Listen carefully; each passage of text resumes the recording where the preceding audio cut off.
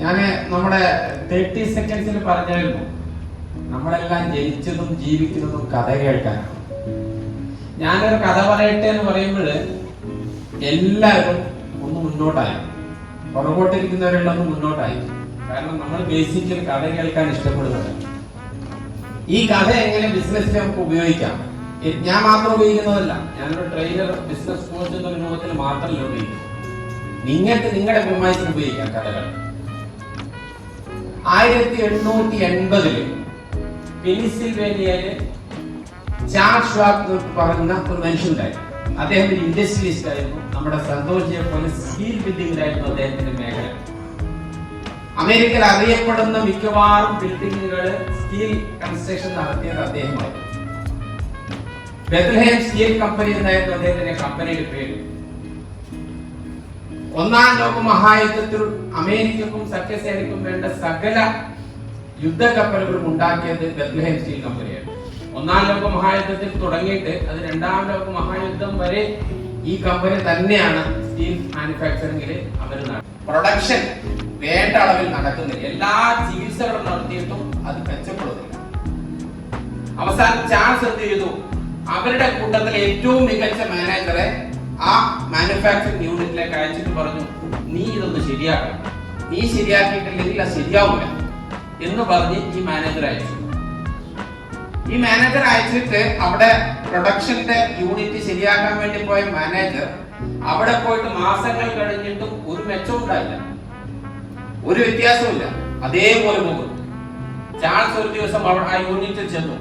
എന്നിട്ട് ചോദിച്ചു, എന്താ സംഭവിച്ചത്, എന്താണ് ഇതിന്റെ പിന്നിലുള്ള കാരണം, റൂട്ട് കോസ് എന്താണ്?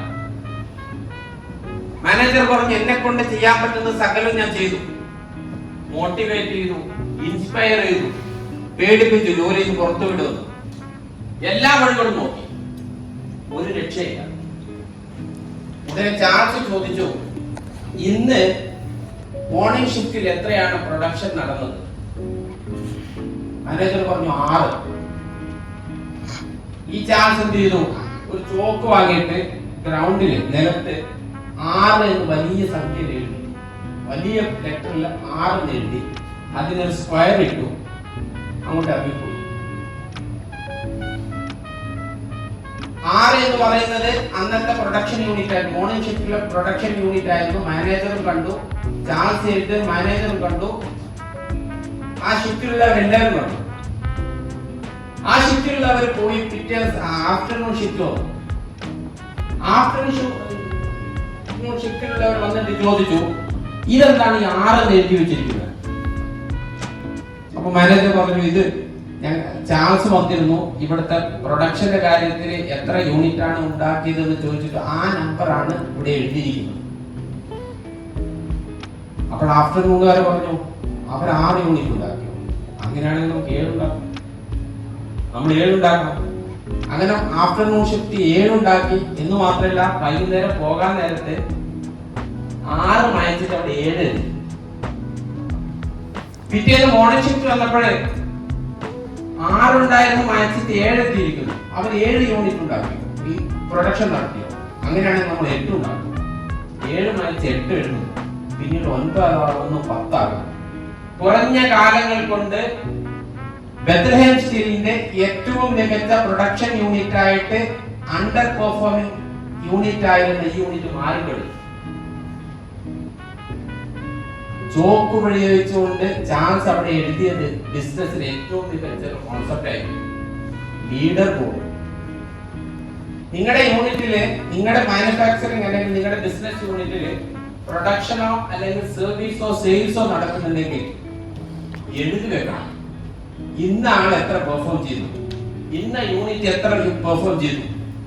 അത് അവര് കാണണം, മറ്റുള്ളവര് കാണണം. കാണുമ്പോഴേ അവർക്ക് മോട്ടിവേഷൻ ഉണ്ടാവും. അവർ 6 ചെയ്തെങ്കിൽ ഞാൻ 7 ചെയ്യണം, എങ്ങനെ 10ലേക്ക് എത്തിക്കാം.